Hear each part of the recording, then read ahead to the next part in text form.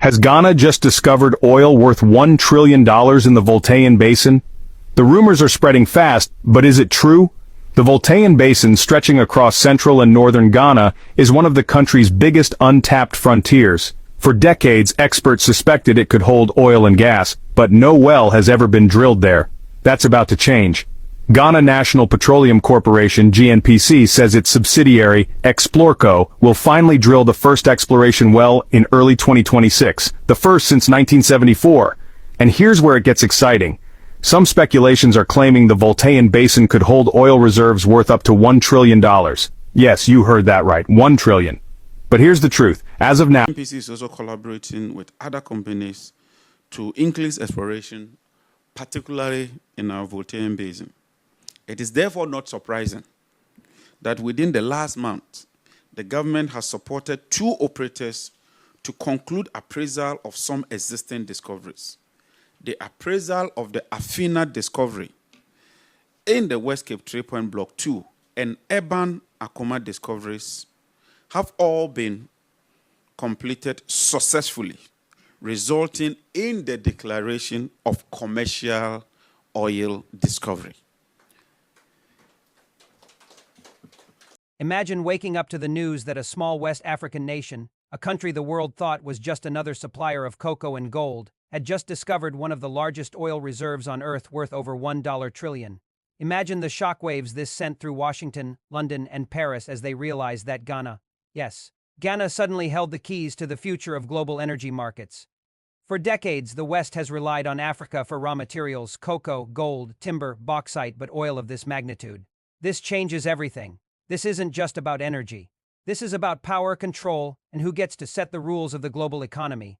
When the announcement hit international wires, Wall Street had one of its most volatile mornings in years. Oil futures skyrocketed, investors panicked, and analysts rushed to calculate what this discovery would mean for global supply chains.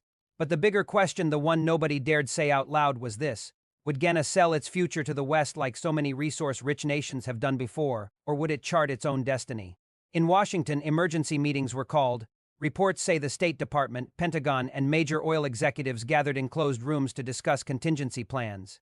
They feared that Ghana might not only choose partners outside the Western sphere but also might weaponize its oil wealth to finance Africa's long-delayed economic independence. But here's the twist: Ghana didn't flinch.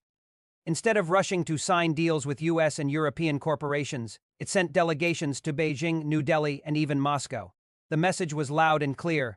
Ghana was open for business, but on its own terms. This move sent Western media into overdrive. Headlines warned of a new African resource nationalism. Commentators predicted chaos. Some even suggested that Ghana was becoming another Venezuela. But for ordinary Africans, this wasn't chaos, it was victory. It was proof that Africa could rise, take control of its resources, and negotiate as an equal. And it wasn't just about oil. This discovery became a rallying cry across the continent. Youth movements in Nigeria, Kenya, and South Africa demanded their governments follow Ghana's lead. Social media exploded with hashtags celebrating a new African century. So why does this discovery scare the United States so much? Because this isn't just about barrels of oil, it's about the end of dependence. If Ghana uses this wealth to build refineries, power plants, and manufacturing hubs, it could transform from a raw material exporter into an industrial giant, one that no longer needs foreign aid, foreign loans, or foreign instructions. And the US knows what that means: less leverage, less control, and a future where Africa writes its own destiny, not Washington, not Paris, not London. Make no mistake, this is bigger than an oil discovery.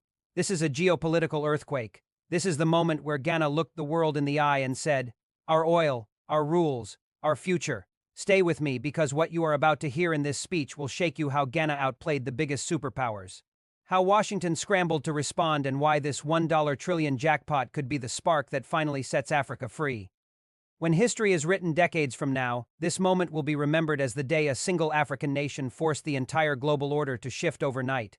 Ghana, a nation that for centuries was written about as a land of gold, cocoa, and resilience, has just altered the balance of power on a scale not seen since the oil shocks of the 1970s.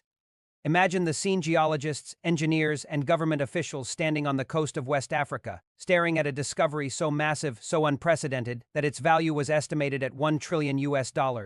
Not millions, not billions, $1 trillion in crude oil reserves beneath Ghana's soil and sea. Suddenly, Ghana was no longer just another developing country trying to find its place in a Western-dominated economy. Suddenly, Ghana became the new epicenter of global energy politics, and the reaction from Washington: shock. Pure, unfiltered shock, because this was not part of their plan. The U.S. had long assumed that Africa would remain dependent, its natural resources flowing cheaply into Western markets with little resistance. They had never imagined that Ghana would discover enough oil to rival the reserves of nations like Kuwait, the Way, or even Venezuela. They had never imagined that Ghana would decide to control and manage this oil on its own terms, rather than letting foreign corporations sweep in and dictate the rules. In the days after the announcement, the White House went into crisis mode. High-level meetings were held behind closed doors.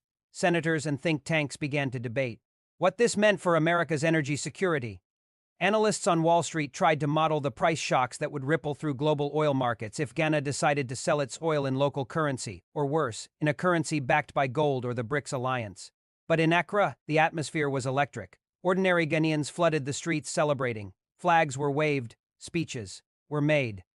And President Nana Akufo-Addo delivered a message that no one in the West was prepared to hear. Ghana will not sell its future. Ghana will not allow foreign multinationals to strip this nation of its new wealth while leaving behind poverty.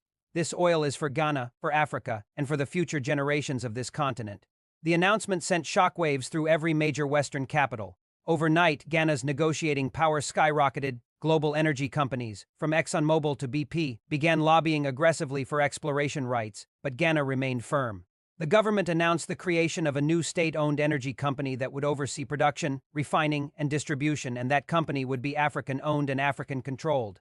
And then came the move that truly shook America. Ghana signed its first preliminary oil export agreement not with a U.S. firm, but with India and China. The deal, worth hundreds of billions over the next decade, would see Ghana's crude shipped east, not west, cutting the U.S. and Europe almost entirely out of the equation. Washington panicked. The U.S. Secretary of State flew to Accra within days, offering partnerships, investments, and security guarantees. But Ghana was no longer playing defense, it was playing offense. The Ghanaian leadership reminded the Americans of decades of exploitation of cocoa sold at dirt-cheap prices, of gold taken with almost no benefit to the people, of IMF loans that left the country in debt cycles for generations. And now, Ghana had leveraged $1 trillion worth of leverage. What makes this moment historic is not just the discovery itself, but what Ghana decided to do with it. Unlike so many nations before it, Ghana refused to let the usual cycle of exploitation repeat itself. Instead, it began building local capacity oil refineries, petrochemical plants, training centers for engineers, and geologists, and a sovereign wealth fund designed to invest oil profits directly into healthcare, education, and infrastructure. By doing this, Ghana not only took control of its resources but also set an example for the entire continent. Nigeria, Angola, and Equatorial Guinea, all oil producers, began watching closely. Could they too renegotiate their oil contracts? Could they too use their resources to lift their populations out of poverty instead of enriching foreign shareholders? This is why the U.S. establishment was shaken to its core. Because if Ghana's model worked, if this trillion-dollar oil discovery truly turned into a self-sustaining African success story, then the entire architecture of Western dominance in Africa would begin to crumble. American media tried to spin the story. Some headlines suggested that Ghana's discovery could destabilize the region. Others warned that corruption might swallow the wealth before it reached ordinary citizens. But on the ground, something deeper was happening. A new national pride was being born. Young Ghanaians began studying petroleum engineering, energy economics, and renewable technologies. Universities opened new programs to prepare the next generation to run Ghana's oil sector. At the same time, Ghana forged new alliances. Talks began with Russia to secure advanced drilling technology and with Brazil to share expertise in offshore oil production. The African Union announced that it would support Ghana's right to manage its oil independently, rejecting any foreign pressure to privatize its reserves. The symbolism was not lost on anyone. Here was a small West African nation, once colonized, once at the mercy of global lenders, now holding a trillion-dollar card in the game of global power. And instead of folding, Ghana was playing that card boldly, reshaping the future of Africa in the process. As the weeks passed, the aftershocks of Ghana's oil revelation were felt far beyond Accra. Washington launched a full-scale diplomatic offensive. U.S. envoys crisscrossed West Africa, seeking to sway Ghana's neighbors into pressuring Accra to reconsider its deals with China, India, and Russia. They offered military aid, intelligence sharing, and even preferential trade access. But to their surprise, Ghana's neighbors didn't join the pressure campaign, they joined the celebration. Mali, Burkina Faso, and Niger, newly confident after breaking ties with France, sent delegations to Accra to discuss energy cooperation. They envisioned a future where Ghana's oil would power African factories, African trains, and African cities, not just Western industries. The Economic Community of West African States (ECOWAS) proposed the creation of a regional oil reserve, backed by Ghana's discovery, to stabilize fuel prices across the continent and shield Africa from Western market shocks. This terrified Washington. For decades, the U.S. had relied on Africa as a supplier of cheap raw materials and a market for expensive finished goods.